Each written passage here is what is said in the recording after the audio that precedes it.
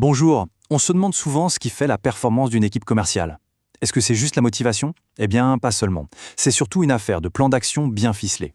Aujourd'hui, on va décortiquer ensemble la méthode, le plan stratégique pour transformer une équipe de vente en véritable champion.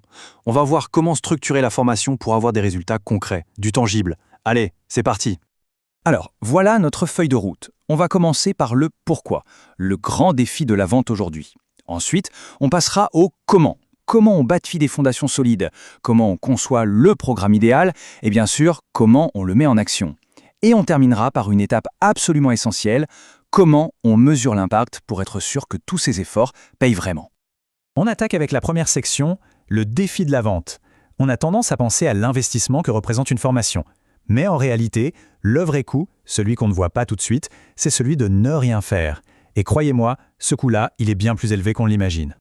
La question se pose donc très simplement. Dans un monde aussi compétitif, pourquoi est-ce que former son équipe n'est plus une option, un petit plus, mais une question de survie stratégique? C'est ce qu'on va voir tout de suite.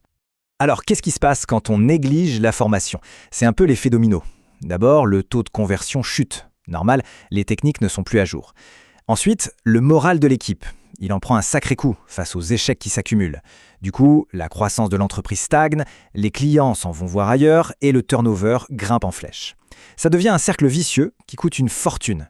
C'est un tableau un peu sombre, c'est vrai, mais c'est la réalité de l'inaction. Bon, assez parlé des problèmes, passons aux solutions. Deuxième section, bâtir sur des fondations solides. Parce qu'avant de construire quoi que ce soit, il faut d'abord comprendre le terrain. C'est tout l'enjeu de cette phase de diagnostic. Et ces fondations, elles repoussent sur 3 piliers super importants. Le premier, analyser. Il faut savoir d'où on part, quelles compétences l'équipe a déjà et surtout lesquelles manquent à l'appel. Deuxième pilier, définir des objectifs clairs. On parle des fameux objectifs SMART, spécifiques, mesurables, atteignables, réalistes et avec une date butoir. Et enfin, le troisième pilier, peut-être le plus crucial, l'adhésion. Si le management et l'équipe ne sont pas convaincus du projet, il ne décollera jamais. C'est aussi simple que ça. Ok, les fondations sont posées. Maintenant, il est temps de dessiner les plans du bâtiment. On entre dans la troisième section, concevoir le programme idéal. C'est là qu'on va vraiment choisir les bonnes méthodes, les bons contenus pour que ça ait un impact maximal. Il n'y a pas une seule solution miracle, c'est plus une boîte à outils. Pour s'entraîner à la négociation, par exemple, rien ne vaut le jeu de rôle, la mise en situation. Pour maîtriser la connaissance produit, l'e-learning c'est parfait, c'est flexible, c'est efficace.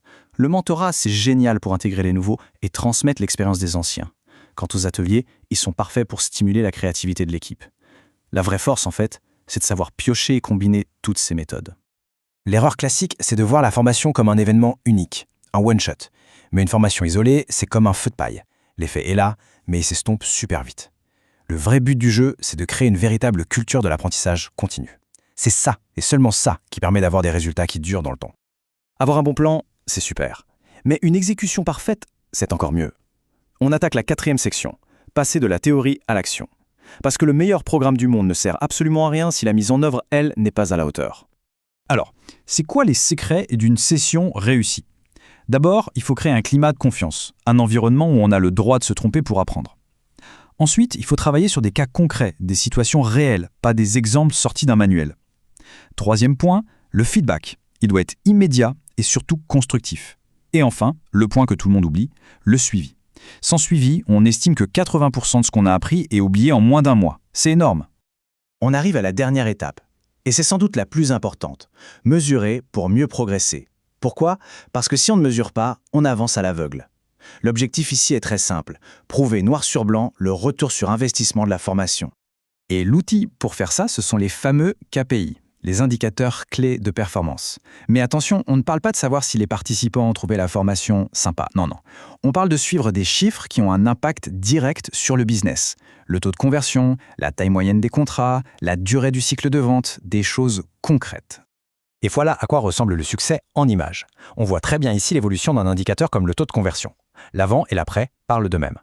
C'est avec ce genre de données, bien tangibles, qu'on peut justifier l'investissement et s'assurer qu'il continue. Et parfois, un seul chiffre peut tout résumer. Imaginez, plus 35% sur la taille moyenne des contrats, juste 6 mois après le programme. Ça, c'est un résultat concret, puissant et qui parle absolument tout le monde dans une entreprise. Donc, le message final, c'est vraiment un changement de perspective. Il faut qu'on arrête de voir la formation comme une ligne dans la colonne des dépenses. Ce n'est pas un coût, c'est un investissement. Et c'est un investissement direct dans le moteur de l'entreprise, son équipe commerciale. On va terminer avec une petite question pour la route. Et si, au final, la vente la plus difficile, mais aussi la plus importante, ce n'était pas celle qu'on fait à nos clients, mais plutôt celle qu'on doit faire en interne pour vendre l'idée même de la formation continue? Voilà, c'est une piste de réflexion. Merci d'avoir suivi.